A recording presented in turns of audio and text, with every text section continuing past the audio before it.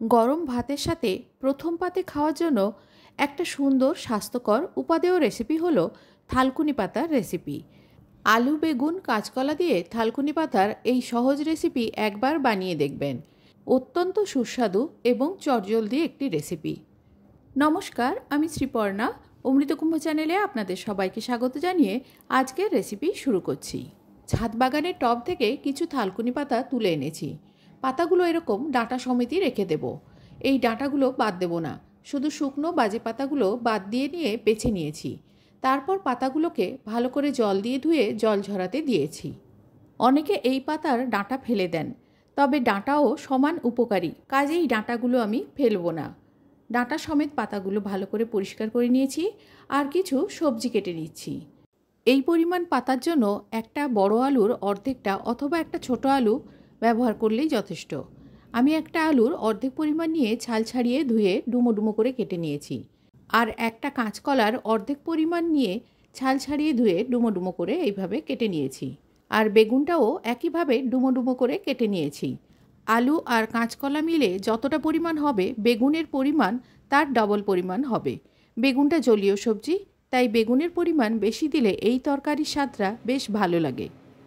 Medium ফ্লেমে গ্যাসে একটা কড়াই বসিয়ে দিয়ে দিয়েছি সামান্য পরিমাণ সর্ষের তেল। তেলটা গরম হলে হাফ চামচ কালো জিরে দিয়ে দিলাম। কালো জিরেটা ভেজে নিয়ে দিয়ে দিচ্ছি কেটে রাখা আলু। তেলের মধ্যে নাড়াচাড়া করে আলুটা ভেজে নিলাম। আলু ভাজা হয়ে গেলে কেটে রাখা কাঁচকলাগুলো দিয়ে দিলাম। কাঁচকলাটা তেলের সাথে মিশিয়ে নিয়ে সামান্য পরিমাণ হলুদ দিয়ে দিলাম। এই সময় নুনের ব্যবহার করব না। হলুদটা ভালো করে মিশিয়ে নিয়ে ঢাকা দিয়ে রান্না হতে দেব। 2 মিনিট মতো ঢাকা দিয়ে রান্না করে নেওয়ার পরে ঢাকা খুলে আপনাদের দেখাচ্ছি। আলু আর কাঁচকলা অনেকটাই নরম হয়ে গেছে। এইবারে দিয়ে দিচ্ছি এর মধ্যে কেটে রাখা বেগুনগুলো। বেগুনও তেলের সাথে ভালো করে মিশিয়ে নিয়ে ঢাকা দিয়ে রান্না হতে দেব। মিনিট খানেক পর ঢাকা খুলে দিয়ে দিচ্ছি এর মধ্যে পরিমাণ মতো নুন। আগে সামান্য পরিমাণ হলুদ দিয়েছিলাম, এখন আরেকটু হলুদ গুঁড়ো দিয়ে দিলাম। নুন হলুদটা ভালো করে মিশিয়ে নিয়ে ঢাকা দিয়ে রান্না হতে দেব। মিনিট 2-3 পর ঢাকা খুলে আপনাদের দেখাচ্ছি। এই সময় আলু, বেগুন, কাঁচকলা সব কিছুই ভালো করে সেদ্ধ হয়ে গেছে আর এটা ভাজা ভাজাও হয়ে গেছে। দিয়ে দিচ্ছি এর মধ্যে ধুয়ে রাখা শাকগুলো। সমস্ত থালকুনি পাতাগুলো আলু, বেগুন, কাঁচকলার সাথে মিশিয়ে নিলাম। যেহেতু শাকের পরিমাণ অল্প, তাই কিছুটা জল দিয়ে দিলাম। খুব সামান্য পরিমাণ জল দিয়ে মিশিয়ে নিয়ে ঢাকা দিয়ে দিলাম।